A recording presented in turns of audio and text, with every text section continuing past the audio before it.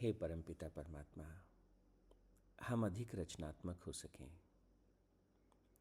और अनंत प्रेम में पड़ सकें, ऐसा आशीर्वाद हमें दीजिए, ऐसी भक्ति हमें दीजिए। ओम तत्सत। परमात्मने नमः। ओम शांति शांति शांति ही।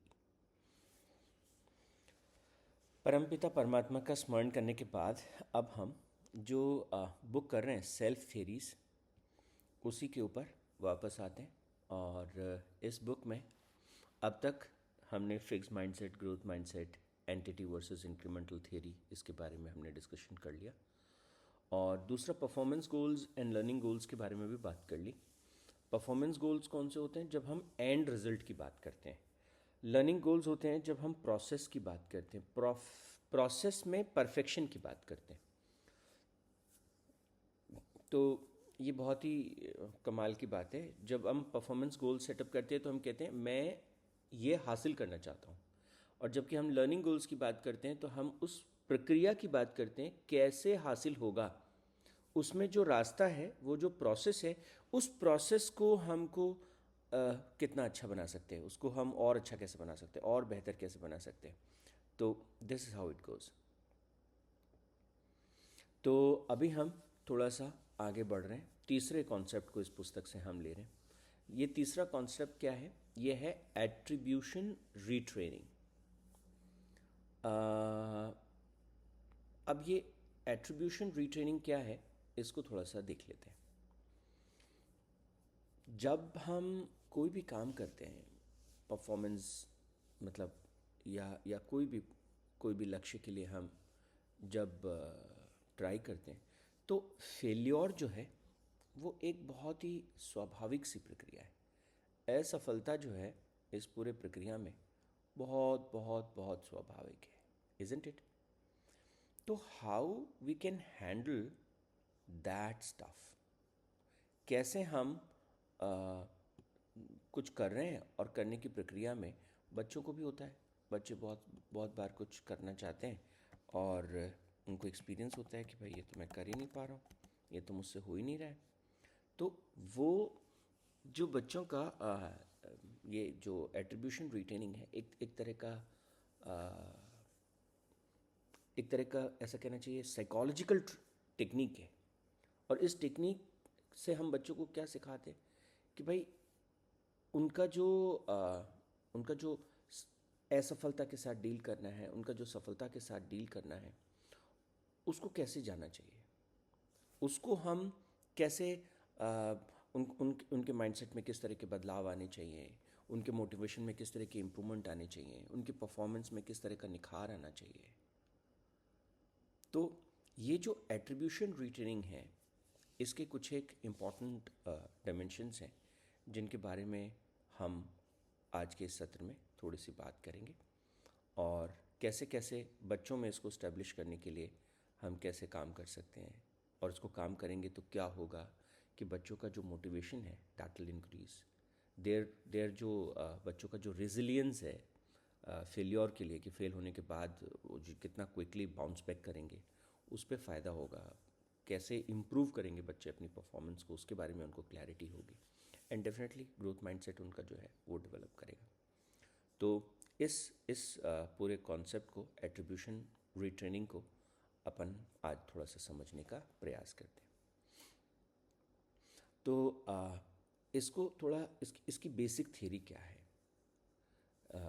एट्रीब्यूशन रीट्रेनिंग का मतलब इसको कोर में जाके अगर हम समझें तो इसका मतलब क्या है कि जब भी कोई घटना घटती है, जब भी कोई इवेंट होती है, जीवन में हमको सफलता मिलती है, जीवन में हमको असफलता मिलती है, कोई घटना घटती है, तो उस घटना के घटने पर हम उसका कुछ कारण ढूंढते हैं।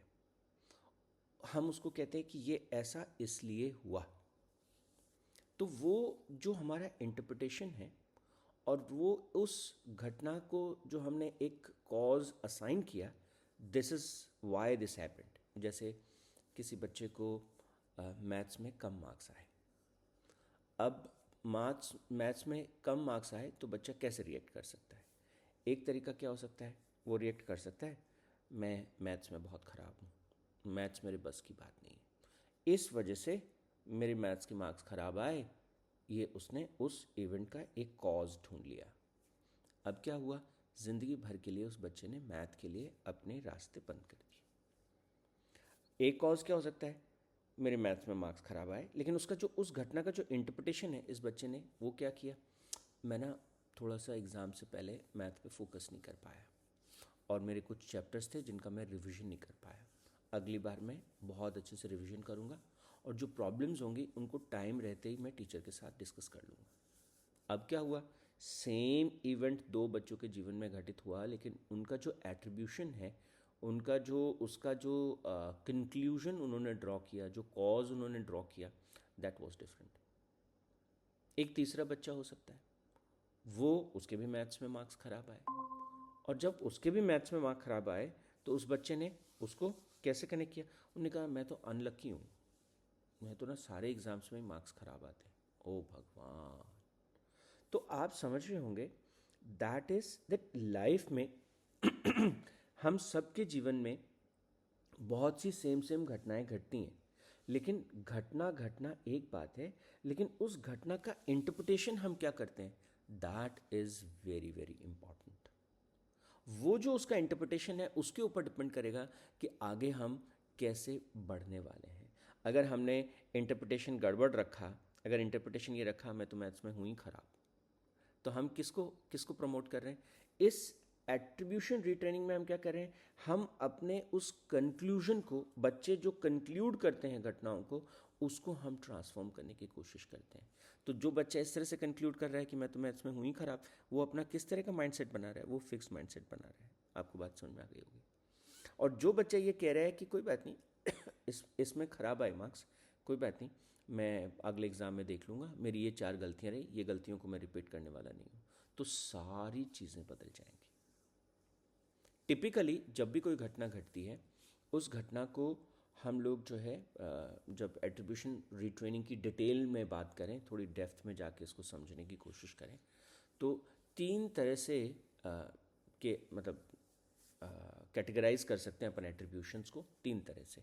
कैसे 3 तरह से कर सकते हैं, पहला इंटरनल वर्सेस एक्सटर्नल, कि बच्चा ये देख सकता है मैथ्स में मार्क्स ख़राब आए तो इसका इंटरनल रीज़न क्या रहा, मेरी तैयारी ठीक नहीं थी, एक तो ये रीज़न हो सकता है, या मेरी एबिलिटी नहीं है, ये भी रीज़न हो सकता है। एक्सटर्नल में, आउटसाइड में क्या हो सकता है, टीचर ने ठीक से नहीं पढ़ाया, मैं ना तैयारी नहीं कर पाया, कुछ इस तरह के डिस्टर्बेंसेस हो गए थे, या मैं तो अनलकी हूँ, लॉ। ये बच्चे ने अपने आप को इस तरह से भी इंटरप्रेट कर दिया। तो सबसे पहले हमको बच्चों को ये समझाना, ये एट्रीब्यूशन रीट्रेनिंग क्यों इम्पॉर्टेंट है।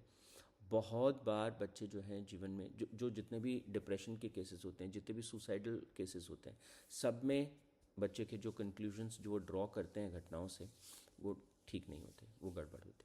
तो पहला तो इंटरनल वर्सेस एक्सटर्नल, वो उनका किस किस तरह का उनका हुआ कैसे उन्होंने एट्रीब्यूट किया उसको। दूसरा स्टेबल और अनस्टेबल, जो कॉज है, वो कॉज जो है वो जैसे हम अनस्टेबल, अगर मैं ये कहूँ कि मेरी तैयारी ठीक नहीं हुई थी टेस्ट की, इस वजह से जो है मुझे मार्क्स कम मिले, तो ठीक है, ये तो okay, there is no problem, अगली बार तैयारी ठीक करेंगे, ठीक हो जाएगा। ये कोई बहुत ही स्टेबल रीज़न नहीं है। तो स्टेबल का मतलब क्या है कि दूसरा बच्चा क्या कह रहा है, मैं तो मैथ्स में हूँ ही खराब ना, तुम तो अपने साथ ही रहोगे हमेशा, and you will be like that for, तो वो स्टेबल बोलते ही सारा चीज़ें अलग तरीके से रिएक्ट होगा।